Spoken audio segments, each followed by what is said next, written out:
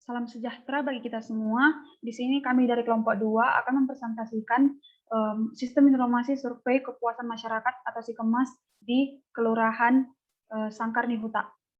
Pertama kami akan memperkenalkan diri kami. Nama saya Agnes Gita Lumbantobing dengan NIM 12S 19013. Nama saya Marwani Claudiana Pitupulu dengan NIM 12S 19008. Nama saya Anji Ucok Lubis dengan NIM 12S 9028. Nama saya Anugrah Salomo Simanjunta dengan NIM 12S 19039. Nama saya Agustina Hasibuan dengan NIM 12S 19042. Sistem informasi survei kepuasan masyarakat atau SIKEMAS pada pelayanan publik berbasis web di Kelurahan Sangkar Nihuta. Analisis umum. Survei kepuasan masyarakat atau SKM adalah data dan informasi tentang tingkat kepuasan masyarakat yang diperoleh dari hasil pengukuran secara kuantitatif dan kualitatif atas pendapat masyarakat dalam memperoleh pelayanan dari aparatur penyelenggara pelayanan publik dengan membandingkan antara harapan dan kebutuhannya. SKM bertujuan untuk mengetahui tingkat kinerja unit pelayanan secara berkala sebagai bahan untuk menetapkan kebijakan dalam rangka peningkatan kualitas pelayanan publik selanjutnya. Penyelenggara pelayanan publik adalah instansi pemerintah yang terbagi ke dalam unit-unit pelayanan yang secara langsung memberikan pelayanan kepada masyarakat. Kelurahan Sangkar Nihuta merupakan instansi pemerintah yang berada di Kecamatan Balige, Kabupaten Toba. Kelurahan bertugas melayani publik dalam kegiatan kependudukan, mulai dari perubahan alamat, pindah datang untuk menetap, tinggal terbatas, serta perubahan status orang asing, orang mati, kematian, perkawinan, perceraian, termasuk pengangkatan, pengakuan, dan pengesahan anak, serta perubahan status kewarganegaraan, ganti nama, dan peristiwa penting lainnya yang dialami oleh seseorang merupakan kejadian yang harus dilaporkan karena membawa implikasi perubahan data identitas atau surat keterangan kependudukan. Kepuasan masyarakat merupakan hal yang sangat penting bagi kesuksesan pelayanan dari suatu organisasi. Masyarakat pastinya memiliki penilaian terhadap pelayanan yang diberikan. Apabila pelayanan yang diberikan baik, tentunya masyarakat akan merasa puas dan senang. Informasi kepuasan masyarakat tentunya sangat penting karena dapat digunakan untuk mengevaluasi apakah pelayanan yang diberikan sudah baik atau kurang. Nilai IKM dihitung menggunakan metode nilai rata-rata tertimbang. Dalam proses menghitung nilai rata-rata tertimbang, nilai masing-masing unsur pelayanan dijumlahkan sesuai dengan kuesioner yang diisi oleh masyarakat. Kemudian untuk mendapatkan nilai rata-rata per unsur pelayanan, jumlah masing-masing unsur pelayanan dibagi dengan jumlah responden yang mengisi. Untuk mendapatkan nilai rata-rata tertimbang per unsur pelayanan, jumlah nilai rata-rata per unsur pelayanan dikalikan dengan bobot nilai tertimbang. Berdasarkan latar belakang yang telah dijelaskan, didapatkan rumusan masalah bagaimana merancang sebuah sistem informasi yang dapat digunakan untuk menganalisa indeks kepuasan masyarakat terhadap pelayanan publik di Kelurahan Sangkar Nihuta. Tujuan penelitian ini yaitu merancang sebuah aplikasi berbasis web yang diakses oleh masyarakat kapan dan di mana saja. Manfaat dari penelitian ini adalah membantu Kelurahan Sangkar Nihuta untuk mengetahui kepuasan masyarakat terhadap pelayanan yang diberikan. Aplikasi dibuat berbasis web agar masyarakat dapat mengakses dan mengisi kuesioner di mana saja dan kapan saja. Kemudian dilanjutkan teman saya. Yang selanjutnya adalah functional requirement. Functional requirement adalah kebutuhan yang dibutuhkan sistem untuk menjalankan produk secara optimal. Layanan yang disediakan oleh Sistem Informasi Survei Kepuasan Masyarakat atau SIKEMAS adalah sebagai berikut. Yang pertama itu adalah menampilkan daftar laporan masyarakat. Sistem dapat menampilkan data laporan masyarakat sehingga petugas dapat melihat informasi detail mengenai data laporan masyarakat yang telah dibuat oleh user. Yang kedua itu adalah mengedit laporan. Sistem dapat mengedit laporan jika terdapat data yang berubah atau yang tidak sesuai. Yang ketiga itu adalah menambah laporan. Sistem dapat menambah laporan sehingga masyarakat dapat melihat daftar laporan. Yang keempat adalah menghapus laporan. Sistem dapat menghapus laporan jika laporan itu tidak ingin dilanjuti. Yang kelima yaitu melihat informasi tentang penilaian pelayanan. Sistem dapat menampilkan informasi penilaian pelayanan sehingga petugas maupun masyarakat dapat melihat informasi mengenai data laporan yang telah dibikin oleh user. Yang keenam itu adalah menampilkan perhitungan IKM. Sistem dapat menampilkan hasil perhitungan IKM, yaitu tingkat kepuasan masyarakat yang diperoleh dari hasil pengukuran secara kuantitatif dan kualitatif atas pendapat masyarakat dalam memperoleh pelayanan dari aparatur penyelenggara pelayanan publik dengan membandingkan antara harapan dan kebutuhan. Yang ketujuh yaitu mengisi kuesioner. Sistem dapat menampilkan kuesioner yang nantinya akan dapat diisi oleh user. Yang kedelapan yang terakhir adalah melihat saran. Sistem dapat menampilkan saran yang telah dibuat oleh user.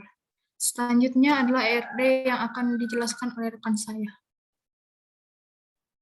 Selanjutnya, saya akan menjelaskan ERD. ERD ini menjelaskan hubungan antar data berdasarkan objek-objek dasar data yang mempunyai hubungan antar relasi. Nah, dalam ERD ini memiliki entitas yang merupakan kumpulan objek yang dapat teridentifikasi secara unik. Dalam ERD ini dilambangkan dengan bentuk persegi panjang dan memiliki atribut untuk setiap entitas terdiri mempunyai atribut yang berfungsi untuk mendeskripsikan karakteristik dari entitas tersebut dan mempunyai relasi yang merupakan hubungan antara beberapa entitas yang berasal dari himpunan entitas yang berbeda. Nah, pada ERD kami terdapat entitas user.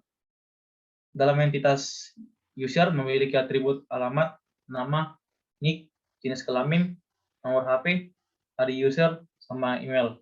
Untuk primary key-nya yaitu ID user dan email yaitu multi-value atribut yang merupakan yang dapat membuat lebih dari satu nilai. Untuk entitas yang selanjutnya ada entitas laporan dengan atribut kode laporan, ID user, tanggal, subjek, teks, tanggal XP, status yang terdiri dari status terima, status terusan, dan status respon. Untuk primary key dari entitas laporan yaitu kode laporan dan untuk ID user sebagai foreign key. Nah, untuk relasi dari user ke laporan memiliki 3 relasi, yaitu menyampaikan, menerima, dan meluruskan dengan kardinalitas dari user ke laporan one to many ketiganya. Nah, untuk entitas yang selanjutnya yaitu entitas respon yang memiliki atribut kode respon, ID user, kode laporan, isi respon, dan tanggal respon. Sebagai primary key yaitu kode respon dan foreign key, ID user, dan ID admin. Untuk admin yaitu memiliki atribut nama, nick, jenis kelamin, nomor HP, email, alamat, dan ID admin. Untuk primary key-nya yaitu ID admin dan email sebagai multi-value atribut yang membuat lebih dari satu nilai. Nah, untuk relasi dari user ke respon yaitu menerima dan kardinalitas dari user ke respon one to many. Untuk relasi dari respon ke admin yaitu memberi dengan kardinalitas dari admin ke respon one to many. Selanjutnya akan dijelaskan oleh teman saya untuk CDM. Di sini saya akan menjelaskan bagian dari CDM. Di sini ada 4 entitas. Yang pertama itu adalah user, kedua laporan, ketiga respon, keempat admin. Primary key dari user ini adalah ID user. Lalu atribut berikutnya ada nick, nama, alamat, jenis kelamin, nomor HP, serta email. Untuk laporan, kode laporan itu sebagai primary key. Untuk ID user itu sebagai foreign key.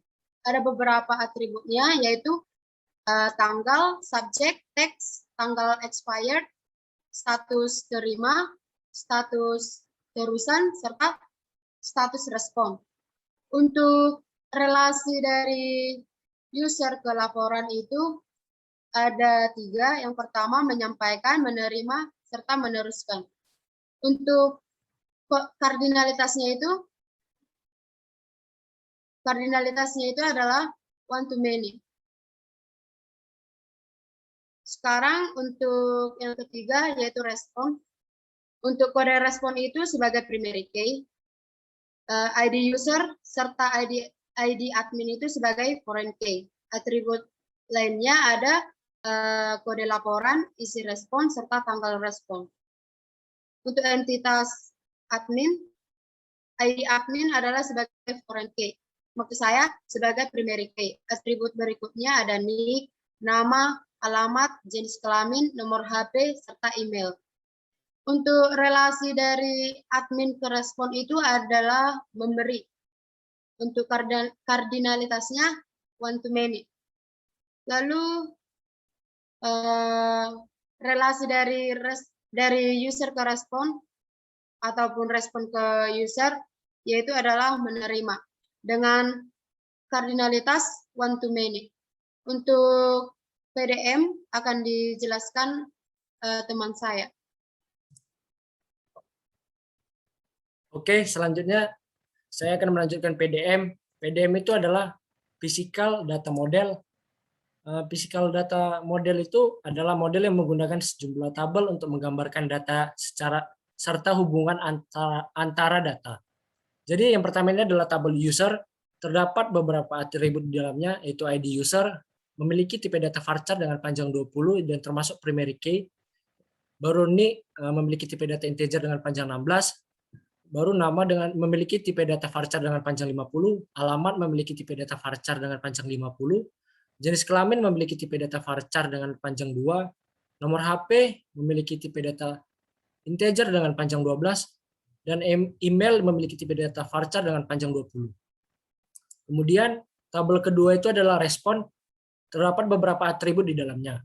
Yang pertama itu adalah kode respon memiliki tipe data varchar dengan panjang 20 dan termasuk adalah primary key. Baru kemudian ID user memiliki tipe data varchar dengan panjang 20 termasuk foreign key.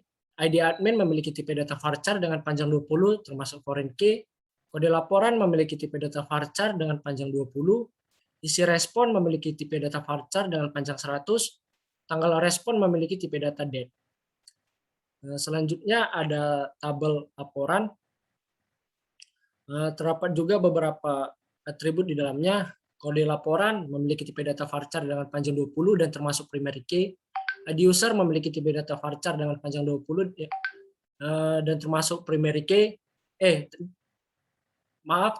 ID user, saya akan mengulangi sekali lagi. ID user memiliki tipe data varchar dengan panjang 20 dan termasuk foreign key.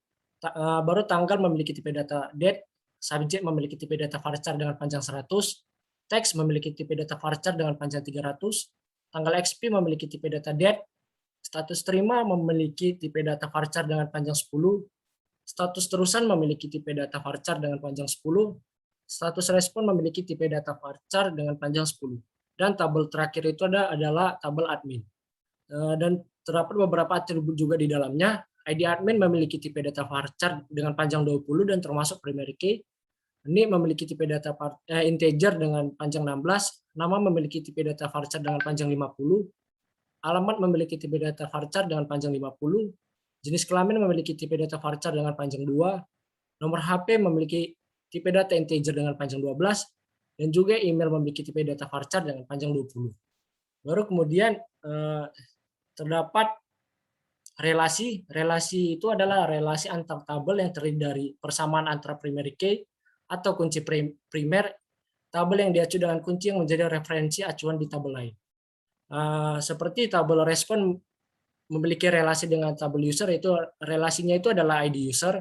Begitu juga tabel respon memiliki relasi terhadap tabel admin, yaitu relasinya itu adalah ID admin. Dan tabel laporan memiliki relasi terhadap tabel user, yaitu relasinya itu adalah ID user. Demikianlah hasil presentasi dari kelompok 2. Jika ada kesalahan, mohon dimaafkan. Sekian dan terima kasih.